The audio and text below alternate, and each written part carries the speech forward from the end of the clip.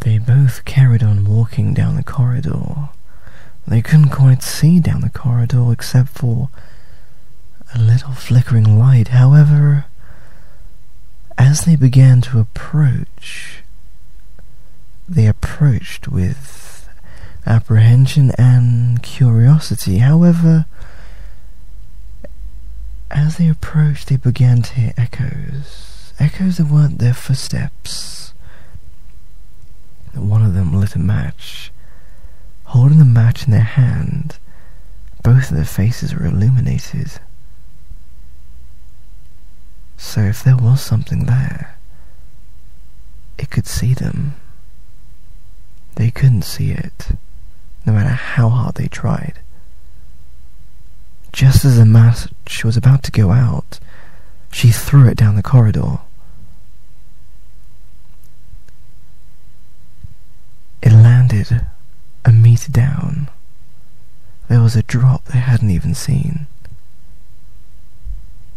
They slowly walked, stepping slowly towards it. There it was. Looking down was a bright light coming from the corridor, but it was as if something had dug through the ground into this other corridor, as if it had been dug for them. But 3,000 years ago, what would have dug inside a pyramid? It would have been heavily guarded from the outside by then. But it looked so fresh. The air was still turning it darker as the material oxidized. But it couldn't have been somebody or someone simply wouldn't have the strength or the tools to carry it up the corridor. There was an amber light though, and it was everywhere. But you couldn't see the lights even before until you reached this part of the corridor. She sighed and she looked. She looked at him and she said, "You do realize if we go down there, neither one of us standing on head and shoulders can get out. If we go down, we go down forever." He looked at her and said, "True, I understand, but if we decide to go back, there is no other way except for that dead end. We've been trapped and there is something wanting us here. So I think if we go down, there may be more of a result than if we stayed here. Perhaps there may have been people and not a creature, and we may have provisions and supplies. What do you think?" She paused. She wasn't happy. She could see he wasn't happy.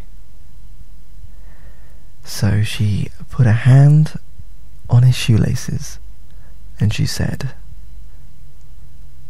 "Stand right here, and I want you to sit as you're standing, so you're kind of squatting." He began to squat. She held onto his shoelaces, holding tight with her fingers, and slowly began to lower herself. He said, "What are you doing? What if it comes and grabs you?" "Yeah, but I haven't seen anything yet," she said. "So what could grab me?" As she began to lower, she lost her gripping and fell down.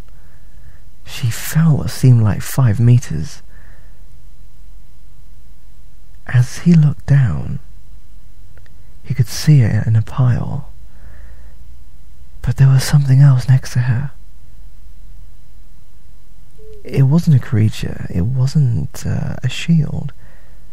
It was as if there was armor next to her.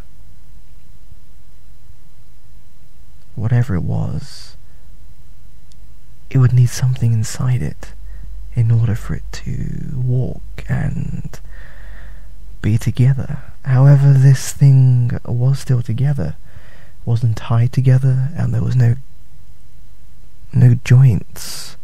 It was unjoined. And then it stood up. It stood up, and it looked at him. His face froze. He was shouting. You could hear him. He was shouting. He kept shouting at her to get up. It kept staring at him. There were no eyes. He took the match, lit it, and threw it directly at its face.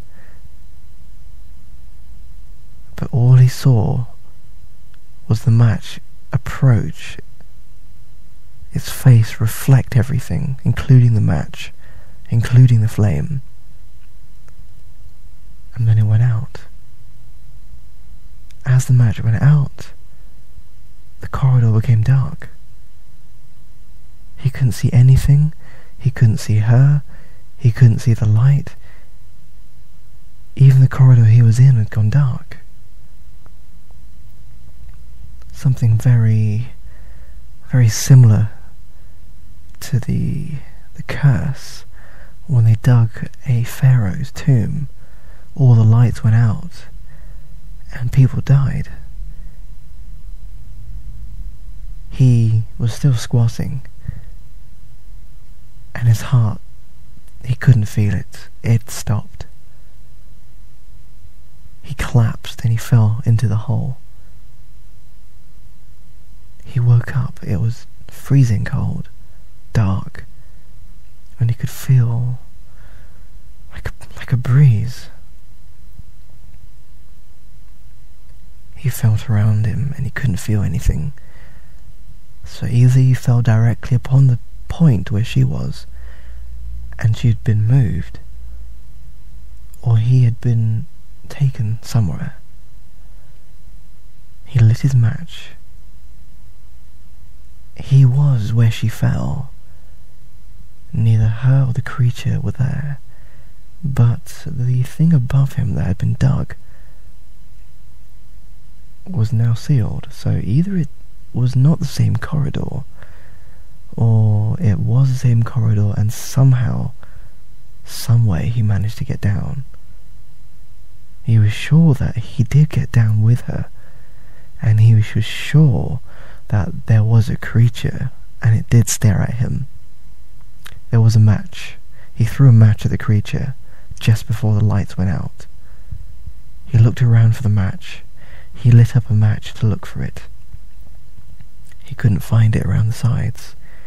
He looked around the center of the room, and he couldn't find it at all. And there was the match, standing upright, between two bricks in the floor. He took the match, and as he took it, there was a black fingerprint either side. But it didn't seem like a person's hands. If it was a person's hands, they would have been 9 foot tall at least. It was hard to tell if it was male or female. Hard to tell the age. But whatever it was 3 times the size of any person.